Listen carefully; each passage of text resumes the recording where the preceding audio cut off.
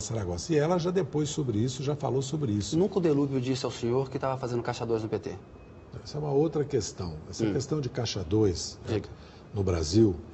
Quero ouvir o senhor. Se nós queremos resolver, nós temos que fazer reforma política. Não adianta, porque agora mesmo nós estamos vivendo um episódio de caixa 2 aí que envolve o PSDB, o DEM e o PPS, e eles acusam o governo e a Polícia Federal de estar usando isso contra eles. Quando apareceu o PT também, num relatório da Polícia totalmente Federal. Legal. Eu te asseguro que todas as ações do PT foram legais. Camargo Correia foram todas legais. foram legais. O PT está E os sustentando partidos isso. ainda não apresentaram a prova da legalidade dessas doações, ainda não apresentaram, até porque o prazo é agora, no final do mês de abril. Então, o problema de caixa 2, não adianta atirar a primeira pedra. Nós precisamos fazer reforma política no Brasil. Mas então o senhor sabia que havia caixa 2 no PT? Não vou dizer que eu sabia e nem que eu não sabia se havia caixa 2 no PT. Por que o senhor não pode responder? Não é relevante responder essa pergunta, ministro? Porque isso se transformou num instrumento de luta política contra o PT. Só vale contra o PT. Porque o Mensalão é um exemplo disso. Porque aconteceram, depois do Mensalão, vários episódios no Brasil escandalosos de caixa 2 que passaram batido.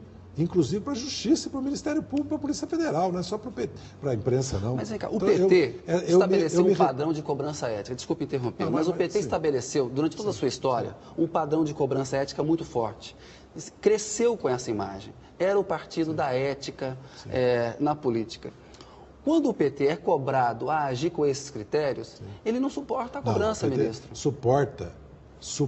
Não parece que suporta. Não, suporta que eu saí do governo sem ter participado, saí da direção do PT, estou sendo acusado de formar quadrilha e ser corrupto. O Silvio Pereira se desfiliou do PT, o Delúbio foi expulso do PT, o PT responde na justiça disso e durante 3 anos houve uma campanha massiva contra o PT por causa disso. O PT pagou e pagou caríssimo por esse erro. Grave. Mas aí não é o pecado do pregador? Não, mas essa é outra questão. O que interessa agora são as consequências que o PT pagou. Pagou e se reformou e se recuperou. Agora, o problema de caixa 2, eu volto a dizer, eu não gosto de hipocrisia e de cinismo. Não está resolvido no Brasil, porque não se faz a reforma política. A pergunta tem que fazer o seguinte, por que não se faz a reforma política? Você é a favor de financiamento público de campanha? Financiamento público, voto em lista, fidelidade partidária, cláusula de barreira, fim de coligação proporcional, fim de suplentes de senador, sou contra o fim da reeleição e sou a favor de uma nova divisão do tempo de rádio e televisão, do fundo partidário, pelo voto dos partidos. Tem que acabar com isso. Tem financiamento particular ainda? Não, sem acaba? Financiamento particular. Minha posição é sem financiamento particular.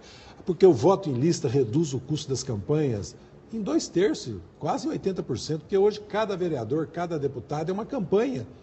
Sem fidelidade partidária, o mandato é dele. Com financiamento público, aí vem emenda parlamentar, licitação dirigida, subfaturamento, superfaturamento, corrupção, tráfico de influência.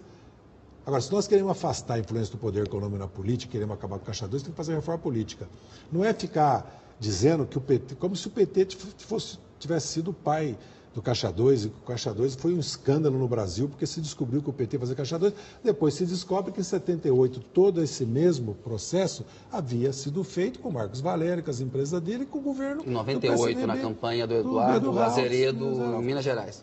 Que e envolvia... o episódio de caixa 2 na campanha do Fernando Henrique da reeleição em 98, que a Folha relatou também. E que envolvia, no caso aí concreto, bancos públicos e recursos públicos. Está tudo no processo. É só pegar o processo do Eduardo Azeredo e ver. Aliás, o Eduardo Azeredo foi eleito presidente da Comissão de Relações Exteriores da Câmara, e legitimamente, porque ele tem a presunção de inocência, e a imprensa não falou uma palavra. Bastou dizer que o João Paulo Cunha podia ser líder do governo, uma campanha na imprensa contra. Então, isso é que é o protesto. O senhor se sente injustiçado pela imprensa? Não, eu não me sinto injustiçado, porque isso é luta política. Eu só lamento que não tenha uma imprensa para me defender.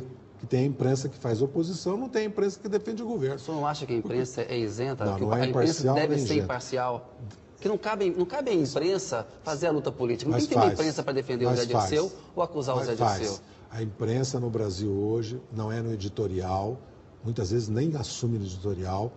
Existe em muitos temas e muitos assuntos, a imprensa toma partido e faz campanha. Não é que... E mais, não existe particularmente hoje, com raras exceções, foram sendo retirados articulistas e comentaristas neutros. Estou dizendo que são petistas ou antipetistas, não, neutros. Houve uma limpa nos últimos anos. A grande parte da mídia brasileira tomou partido, é de oposição ao PT, ao Lula, e assume isso, não está escondendo, não. Só lamento que não exista uma imprensa que seja neutra e imparcial, pelo menos. Eu procuro me comportar de uma maneira imparcial, objetiva, fazer o trabalho. Tanto estou ouvindo o senhor aqui. Eu acho que essa visão do senhor é uma visão que eu acho que o PT tem. E o PT também ele quer usar a imprensa como instrumento. O PT não vê a imprensa como uma instituição com a qual ela tem que dialogar. Não. Ou está contra ou está a favor. Eu vejo, respeito, tanto é que eu tenho um blog, escrevo na imprensa. A imprensa me dá espaço, eu me defendo da imprensa. Tem artigos, eu não estou dizendo isso, eu estou dizendo que eu não gosto de hipocrisia. Não é verdade que a imprensa brasileira é imparcial e objetiva. Lógico que ela é imparcial e objetiva em N temas. Agora, na disputa política que diz respeito aos últimos anos no Brasil, grande parte da imprensa tomou posição contra o governo do Lula e contra o PT. Ministro, mais um